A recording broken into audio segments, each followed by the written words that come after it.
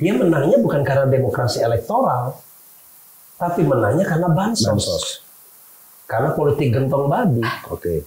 Karena itu tidak ada kepentingan, kecuali dia tidak mau nyalon lagi pada tahun 2029.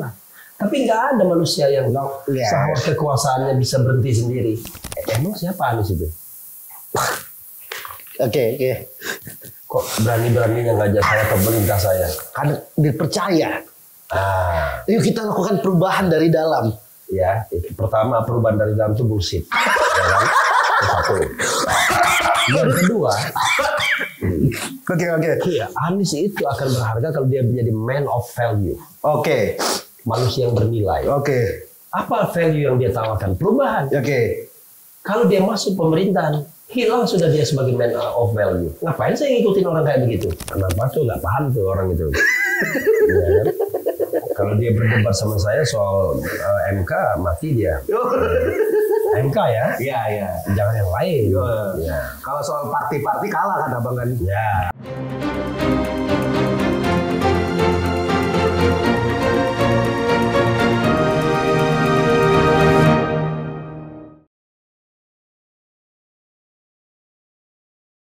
Gimana MK ini bang? Kok melempem di akhir bang?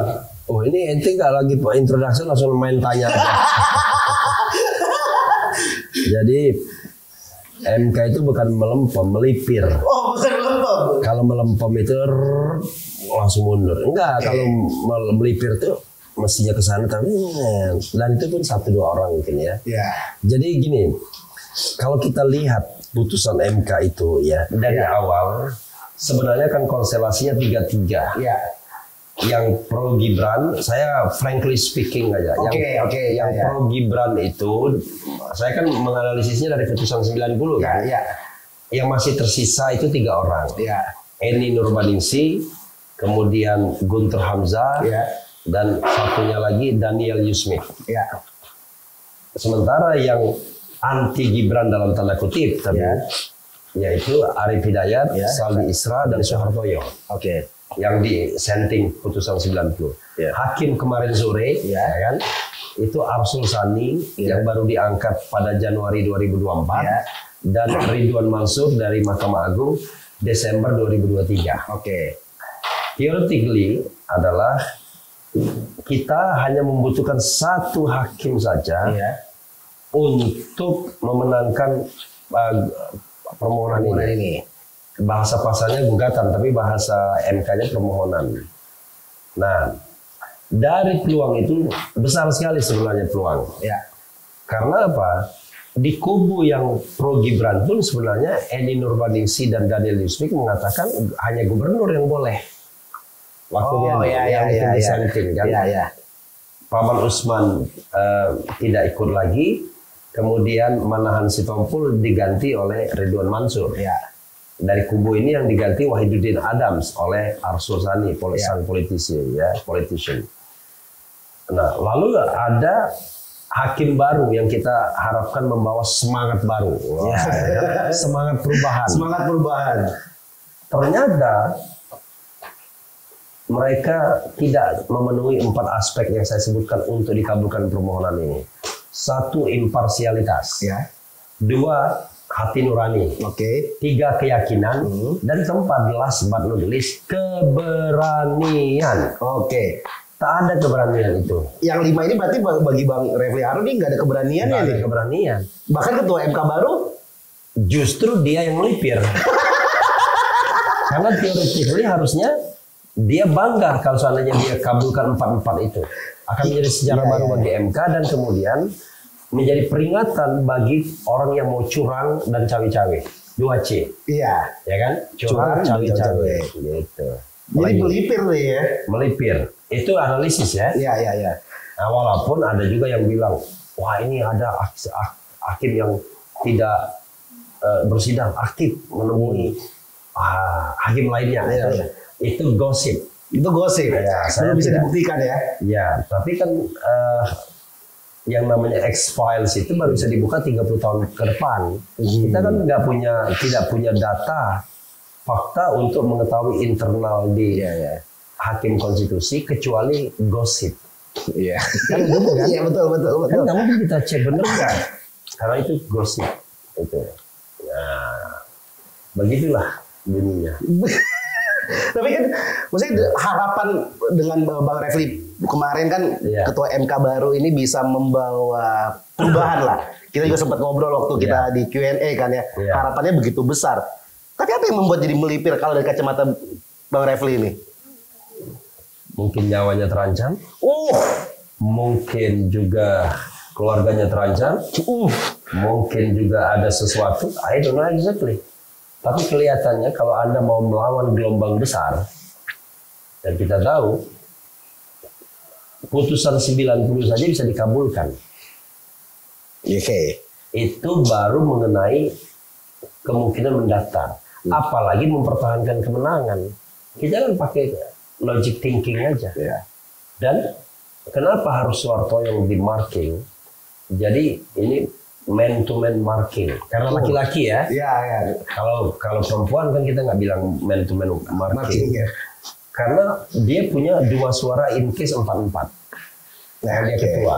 Makanya saya katakan permohonan ini harusnya dikabulkan. Harusnya posisi terakhirnya tuh 4-4. Kita tahu Guntur Hamzah tidak akan mengabulkan permohonan. Bahkan sebelum memeriksa pun dia tidak akan kabulkan. Udah ada tahu kita itu. Mentalitinya kita udah tahu. Oke.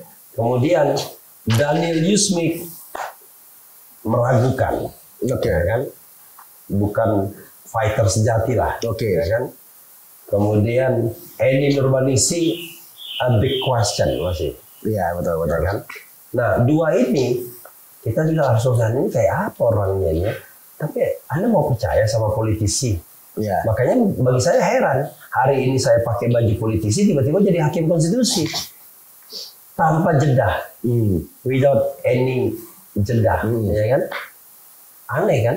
Nah, perbincangannya nggak cuman segitu doang, akan ada yang lebih seru lagi. Tapi jangan kemana-mana, langsung klik tombol subscribe-nya dulu nih. Gue tungguin sekarang juga nih, cepetan. Udah? Kalau udah kita lanjutin deh nih sama Bang Refli Harun nih. Yuk. Lalu demikian juga Ridwan Mansur, lama berkarir di institusi yang banyak orang mengatakannya sarang mafia, dalam tanda kutip ya. Tiba-tiba langsung menjadi hakim konstitusi. How come to be a negarawan statement? Ketika kemudian dia harus berpindah dari sebuah perahu yang banyak bolongnya, banyak bocornya ke perahu yang diharapkan menjadi marwah bagi peradilan Republik ini. Nah itu persoalan kita. Jadi rekrutmen hakim konstitusinya gelap semua. Jadi dari pulau-pulau yang nggak jelas gitu. Dan dari track record yang tidak jelas juga. Terutama track record kenegarawan. Kalau Anda pernah jadi anggota DPR, pernah jadi hakim agung, it doesn't mean Anda sudah state man ya. State woman. Kan tidak, it doesn't mean, tidak berarti begitu kan. Nah itu yang kita persoalkan. Karena kalau pendekatan seperti 5 hakim konstitusi itu sampai hari kiamat, kata Bung Karno dulu waktu dia pidato, ya, until dawn's day, nggak mungkin kita merdeka. Nah ini until kiamat nggak mungkin dikabulkan permohonan setiap sengketa pilpres itu. Nah, kenapa? Kalau berdebat sama Andi Malarangeng susah, frekuensinya lain soalnya. Kalau dia, saya harus menjelaskan karena dia nggak paham hukum acara. Tapi saya pancing, bagaimana mau bertanya aja dulu daripada saya capek menjelaskan. Oke, silakan. Tapi maksudnya kita yang mungkin gue pengen tahu sebenarnya persiapan dari tim hukum Timnas Amin terkait tadi itu menarik tuh, membaca ini hakim ini kemungkinan akan mengabulkan, yang ini diragukan. Persiapan teknis selain bukan secara hukumnya nih. Apa sebenarnya yang dipersiapkan? Nggak ada. Yang saya katakan tuh a common sense. Hanya logic thinking saja. Jadi kita kan membaca dari track record, dari putusan-putusan sebelumnya, kita tahu dari latar belakangnya. Kita mau frankly speaking. Kita cek satu-satu. Soehartoyo. Soehartoyo adalah hakim dari Mahkamah Agung. Mungkin ketika menjadi hakim di Mahkamah Agung banyak masalah. Dan itu a common thing di jajaran peradilan selain MK. Ada BLBI yang orang bilang. Tetapi begitu jadi hakim konstitusi, dia termasuk hakim yang progresif. Ya. Salah satunya yang saya puji adalah dia satu dari 2 hakim yang menolak presidensial threshold. Karena itu kita berharap, apalagi dia mengatakan saya akan dikenang sebagai orang baik. Udah gagal cita-citanya itu. Udah. Dia akan dikenal sebagai orang buruk. Karena hari-hari belakang ini dia lagi dimaki oleh banyak orang ya. Oke. Dan saya mengatakan, jelas kalau seandainya keberaniannya tidak ada, ini gampang potensial melipir. Pasti banyak kasus sebelumnya ketika jadi hakim. Kan selalu begitu kan disandra kan. Siapapun yang akan disandra. Yang kedua, Arief Hidayat. Arief Hidayat dulu sangat pro pemerintahan karena dia GMNI. Seperti kamu kan GMNI kan kalau nggak salah. Nggak ada. Dia ketua alumni GMNI. Anda tahu orientasi politiknya pasti 03. Kalau kita bicara political orientation, ya kan? Kalau dulu 03 dan Jokowi berbegini, Arief Hidayat akan jadi garda terdepan untuk menolak semua permohonan. Ini logic thinking. Ini menarik nih cara berpikirnya nih. Yang ketiga Saldi Isra. Saldi Isra itu adalah guru besar di perguruan tinggi, tidak berafiliasi pada organisasi apapun. Tapi dia sangat aktif di civil society. Maka cara berpikirnya pasti kritis. Karena itu kalau saya mengajukan sesuatu yang logic thinkingnya kuat, Saldi Isra pasti akan mengabulkan. Dengan kata lain, permohonan dari Timnas Amin sangat logic thinking nih. Iya dong.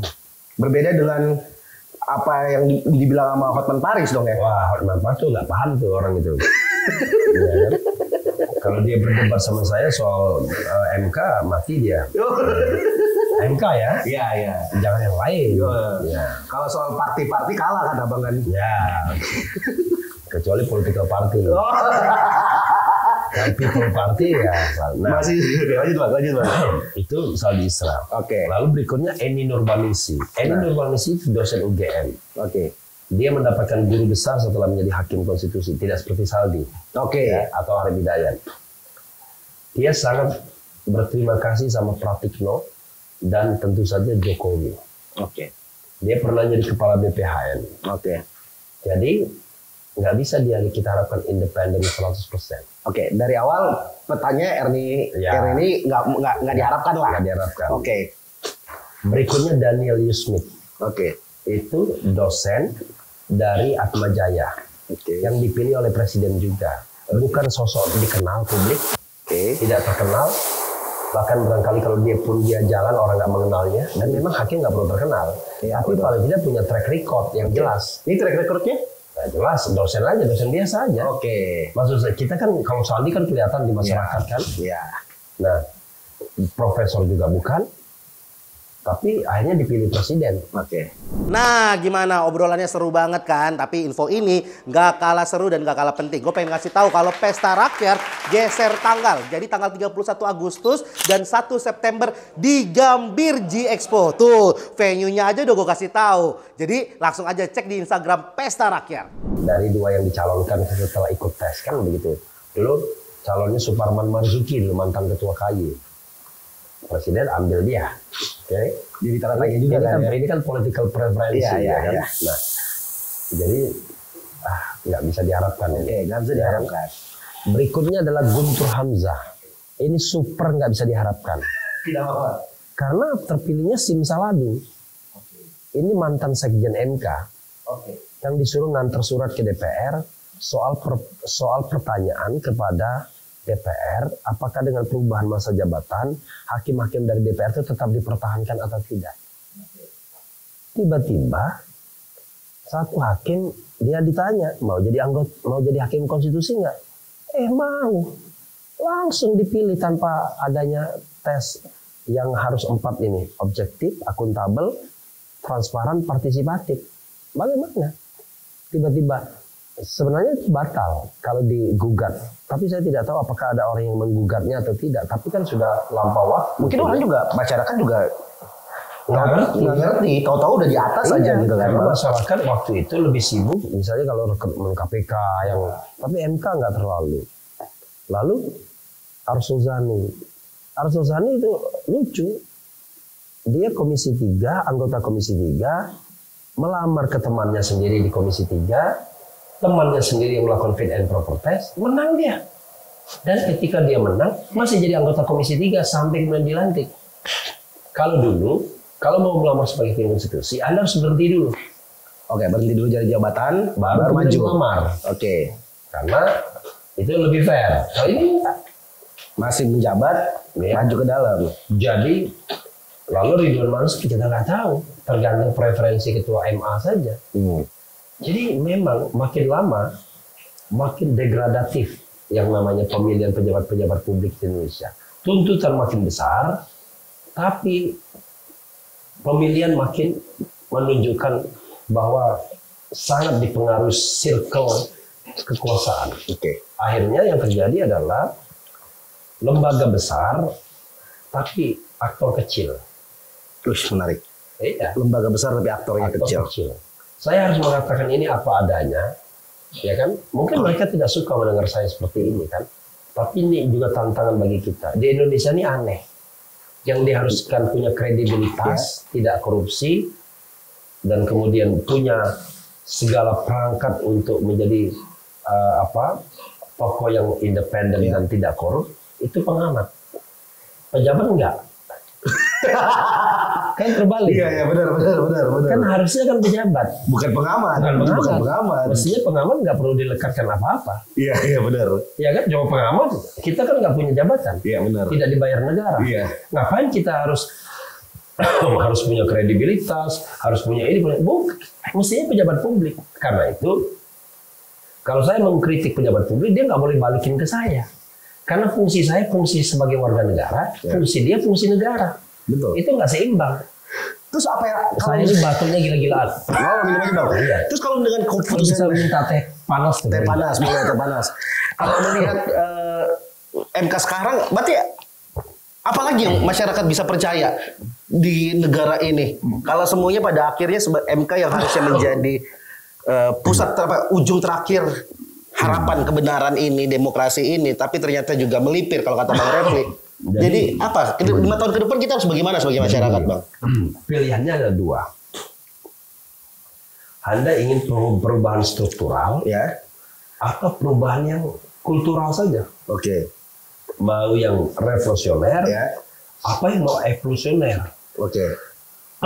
Kalau struktural, ya, saya terus terang by logic thinking lagi ya, tidak akan percaya dengan Prabowo Gibran. Oke. Kenapa?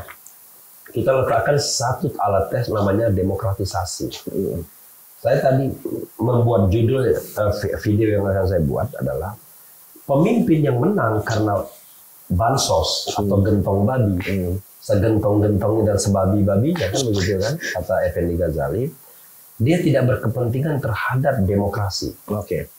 Apalagi demokrasi elektoral. How come?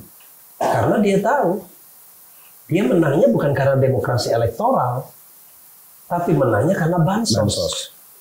Karena politik gentong babi. Oke. Karena itu tidak ada kepentingan kecuali dia tidak mau nyalon lagi pada tahun 2029. Tapi nggak ada manusia yang sahwat kekuasaannya bisa berhenti sendiri. Itu ibarat sudah ngebut di jalan. Kalau disuruh ngerem, nggak mau lah. Nanggung ya? Bukan nanggung, bahaya. Bagi kestabilan pribadi dia. Gitu. Dan orang lain rombongan dia. Wah, kan gitu. Kan banyak nih yang akan ikut nih kan. Ya. Oke.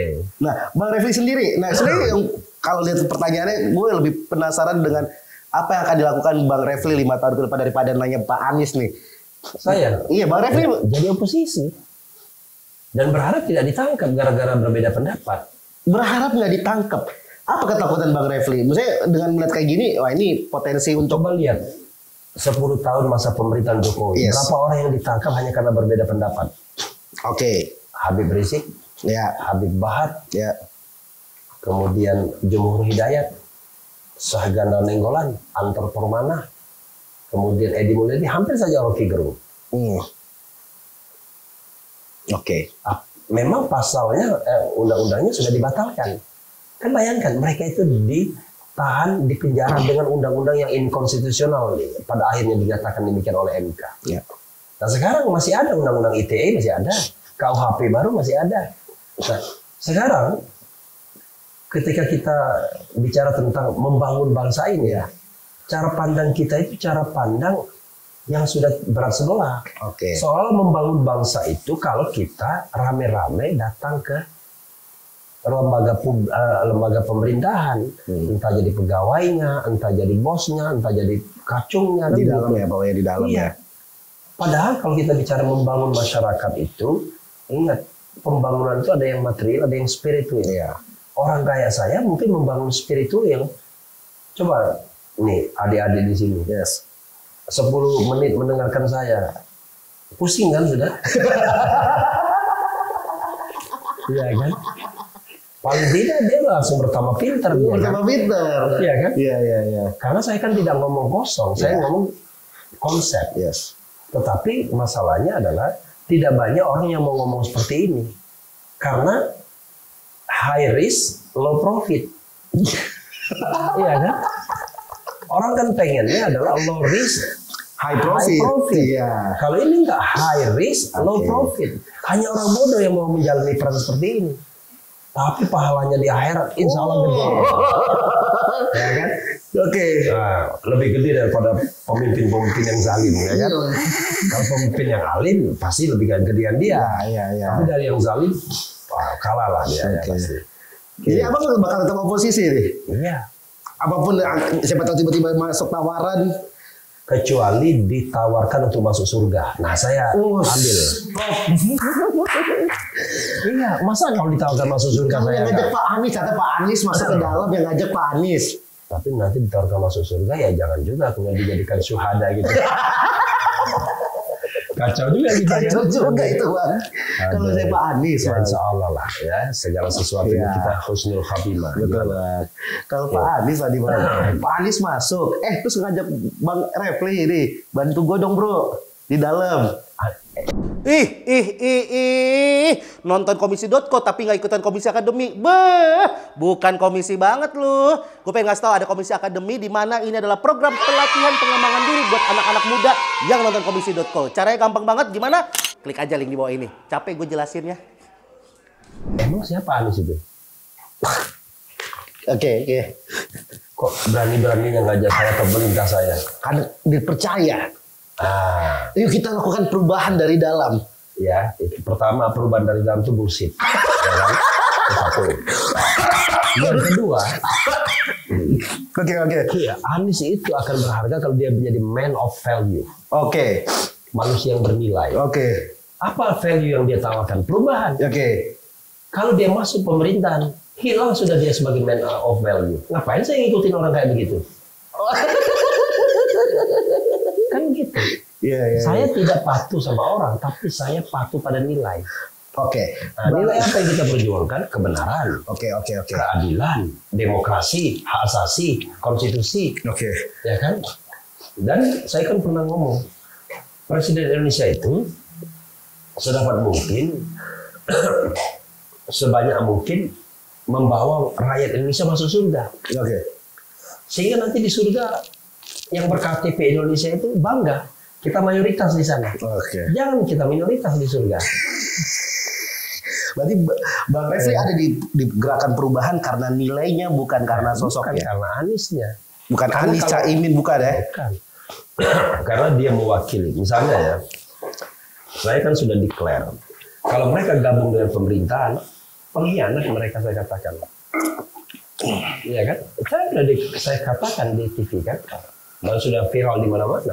Pengkhianat. Tapi jangan marah mereka. Karena Anda berharga karena value-nya. Oke. Anda man of value. Iya. Ketika value itu nggak ada lagi, Anda seperti bangkai saja. Jalan zombie. Tapi nggak ada value-nya. Manusia yang nggak ada value kan zombie. Iya. Gitu. Udah nggak ada hati, udah nggak ada logikanya. Iya. Logikanya masih ada. Ya logika kepentingan kan. Tapi hati nuraninya ada mati kan. Nah, Anies akan berharga kalau tetap menjadi man of value. Oke. Value apa? Perubahan. Perubahan itu banyak sekali aspek. Caimin berharga kalau dia man of value. Tapi kalau dia tidak man of value, dia tidak berharga lagi. Oke. Gitu. Kenapa? Bahkan saya mengatakan, kalau kita meyakini pemilu ini securang-curangnya curang, dan MK itu tidak dikabulkan bukan karena kita nggak ada argumentasi, tapi karena memang ada melipirisasi, ya kan? Melipirisasi ya. Maka yang terjadi adalah doktrin awal tetap sah, tetap sahih, yaitu haram hukumnya bergabung dengan pemimpin yang menang dengan cara curang. Itu nilai yang Bang Refli pegang. Itu value. Value yang Bang Refli pegang. Dan value itu saya kaitkan dengan keimanan. Oke.